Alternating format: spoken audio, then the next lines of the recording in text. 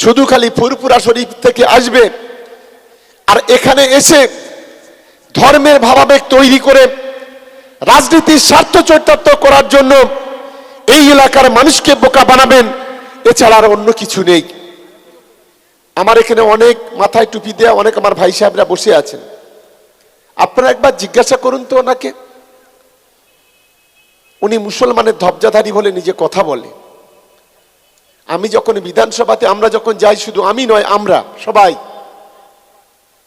তখন এই নওশাদ বাবুরা কেন শুভেন্দুকে নিয়ে কোলাকুলি করে, বিজেপির বিধায়কদের কেন পাজাবাজি করে। আর যখন বিধানসভাতে বেরিয়ে যখন ভাঙড়ের নিউ টাউন পার হয়, হিটকো পার হয়, তখন ভাঙড়ের মানুষের জন্য তার মায়া কান্না কাঁদতে কাঁদতে চোখের কোণে কালি পড়ে যায়, সংখ্যালঘুদের জন্য কাঁদতে কাঁদতে তার চোখের কালি পড়ে যায়। আমি প্রশ্ন করতে চাই, কে এই শুভেন্দু? এটা একটা অমিত শাহের দালাল, অমিত শাহের নরেন্দ্র মোদীর দালাল, এ তো বিজেপির দালাল, এ হচ্ছে সুবিধাবাদী, এ হচ্ছে কাপুরুষ।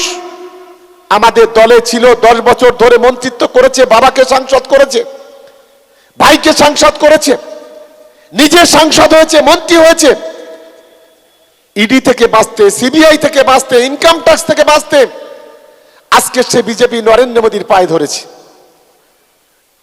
প্রতিদিন যে ইসলাম ধর্ম আর সনাতন ধর্মকে ভাগ করার চেষ্টা করে, আপনি তার সঙ্গে কোলাকুলি করছে কেন? কে বিজেপি যাদের নেতৃত্বে 1992 সালের 6 ডিসেম্বর ভারতবর্ষের 400 কাঠামো বাবরি মসজিদ ভাঙা হয়েছিল? কারা এই বিজেপি যাদের নেতৃত্বে 2002 সালে গুজরাটে দাঙ্গা, কয়েক হাজার হিন্দু মুসলমান মৃত্যুর মুখে ঢলে পড়েছিল, সারা দেশ জুড়ে অরাজকতা তৈরি করছিল। এখনো পর্যন্ত গোটা বাংলা জুড়ে কিভাবে হিন্দু মুসলমানের দাঙ্গা বাঁধানো যায় তার জন্য যারা চেষ্টা করে, আপনি বলেন আমি পীর সাহেব, আপনি কখনো বলেন পীর সাহেবের ছেলে, আপনি তাহলে এই বিজেপির মতো অপদার্থদের সঙ্গে, তাদের নেতাদের সঙ্গে কোলাকুলি করছেন কেন? উত্তর দিতে পারবেন, জবাব দিতে পারবেন? আমি ভাঙড়ের সাধারণ মানুষকে অনুরোধ করবো, আপনারা একবার জবাব চান। আমরা চাই রাজনীতির জায়গা ধর্ম, ধর্মের জায়গায়। যারা ধর্মকে সামনে রেখে রাজনীতি করে তারা হলো কাপুরুষ, যারা ধর্মকে দোহাই দিয়ে রাজনীতি করেন তারা হলো কাপুরুষ থেকে বেঈমান। আমি নিশ্চিতভাবে এটা আমি মনে করি। তাই ভাঙড়ের শুভবুদ্ধি সম্পন্ন মানুষের কাছে অনুরোধ করতে চাই, আগামী দিনে যে লড়াই, সাম্প্রদায়িক বিজেপির বিরুদ্ধে লড়াই, এই 4 পয়সার খুদে নওশাদের বিরুদ্ধে কোনো লড়াই নয়, সিপিএম এর বিরুদ্ধে কোনো লড়াই নয়। আগামী দিনে আমাদের লক্ষ্য একটাই, সাম্প্রদায়িক বিজেপিকে দিল্লির গদি থেকে টেনে নামিয়ে তাকে একদম গঙ্গাসাগরে ফেলে দেওয়া, এটাই হচ্ছে আমাদের মূল লক্ষ্য। কি অপরাধ বাংলার মানুষের, 10 কোটি মানুষের? বাংলায় তৃণমূল কংগ্রেস, পশ্চিম বাংলায় মামাটি মানুষের সরকার এনআরসি করতে পারেনি, সিএ করতে পারেনি, 2 কোটি মানুষকে ঘাট ধাক্কা দিয়ে বাংলাদেশে কিংবা পাকিস্তানে পাঠাতে পারেনি। তার জন্য 100 দিনের কাজের টাকা বন্ধ করে দাও, তার জন্য গরিব মানুষের ঘরের টাকা বন্ধ করে দাও, তার জন্য সর্বশিক্ষা অভিযানের টাকা, বাচ্চারা স্কুলে যায় সেই টাকা বন্ধ করে দাও। গ্রামের রাস্তাঘাট তৈরি হবে, সেই রাস্তাঘাটের টাকা বন্ধ করে দাও। বার্ধক্য ভাতার কোটা কমিয়ে দাও, বিধবা ভাতার কোটা কমিয়ে দাও। আমরা অবাক হয়ে যাচ্ছি, বাংলা থেকে জিএসটির হাজার হাজার কোটি কোটি টাকা ওরা নিয়ে যায়, 1 টাকা নিয়ে গেলে 7 পয়সা 5 পয়সা আমাদের দেয়। অথচ বাংলায় তৃণমূল কংগ্রেস আছে বলে কেন্দ্রের বিজেপি সরকার বাংলার 10 কোটি মানুষের পেটে লাথি মারতে আজকে চাইছে। একবার আইএসএফ এর চামচা বাবুরা আছেন, একবার বিজেপির বিরুদ্ধে মিছিল করুন, বলুন গত 3 বছরে কটা বিজেপির বিরুদ্ধে মিছিল করেছেন? সারা দেশ জুড়ে বিজেপি অনেক ঘটনা ঘটিয়েছে। আমাদের মনে আছে গুজরাটে বিলকিস বানু, তার 3 বছরের বাচ্চা মেয়েটাকে পাথরে চুড়ে খুন করে দেওয়া হয়েছিল, তাকে 6 জন মিলে বিজেপির লোকেরা ধর্ষণ করেছিল। তার আসামিরা যখন জেলে গেল, বিজেপিরা তাদেরকে জামিন করলো।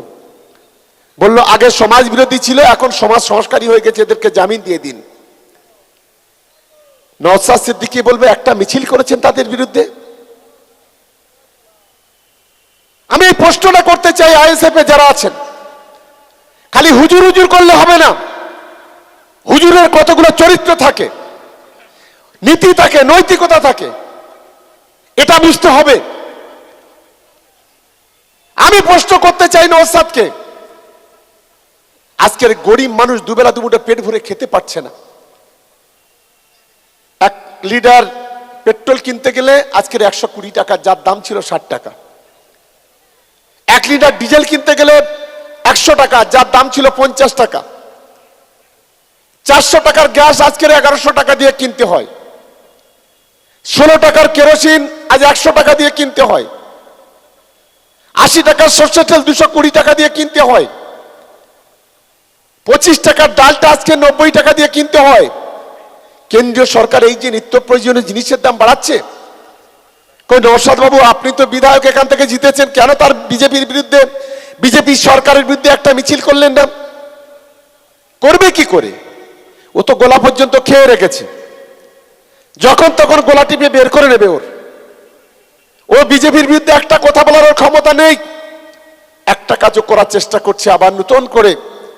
লোকসভাতে কোনো জায়গায় অস্তিত্ব নেই।